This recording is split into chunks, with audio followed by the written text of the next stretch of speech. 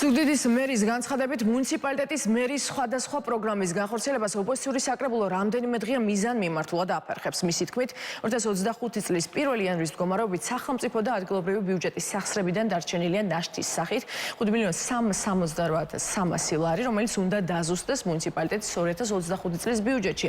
ამ მიზნით კი მერიამ არაერთხელ მიმართა საკრებულოს, თუმცა ქვორუმის არარსებობის გამო საკრებულო ვერ იკრიბება და ნაშთების დაზუსტება ვერ ხერხდება. ზუგდიდის საკრებულოს ფრაქცია ქართული ოცნების თავმჯდომარე აღნიშნავს, რომ საკრებულო ოპოზიციურია და შესაბამისად მათი მონაწილეობის გარეშე ვერანაირი საკითხი ვერ გადაწყდება.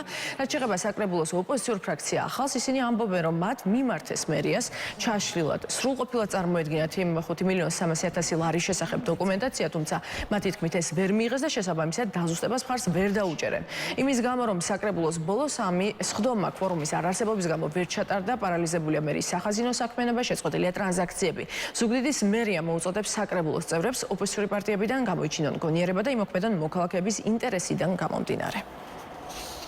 ხდება მთელი სახაზინო ოპერაციების შეჩერება, პარალიზება, სხვადასხვა მიმართულებებით მერიის საქმიანობის, ვერ ხერხდება კონტრაქტორებთან ანგარიშსწორება, ასევე სხვადასხვა ინფრასტრუქტურული და სხვა სახის პროექტების განხორციელების შედეგად აღებული ვალდებულებების გასტუმრება, მათ შორის ვერ მოხერხდება, რა თქმა უნდა, ვერც ხელფასების გაცემა, ვერც კომუნალური გადასახდელების განხორციელება, შესაბამისად ვერ გავიგეთ საკრებულო, რომელიც ოპოზიციურია და არის უმრავლესობაში, ვის მიმართ ახდენს ბოიკოტირებას. ყველა თანამდებობები, რომელიც არის საკრებულოში, ოპოზიციური პარტიის ხელშია და ძალიან მიყვარს, რომ ძალიან დიდი პრობლემები არის. მაშინ, როდესაც მათ 25 წლის ბიუჯეტს მხარი დაუჭერეს, აღნიშნეს, რომ სერვისები არ გაჩერებული იყო მუნიციპალიტეტში, იმიტომ დაუჭერეს მხარი. ცვლილებებია მისაღები ხა ბიუჯეტში.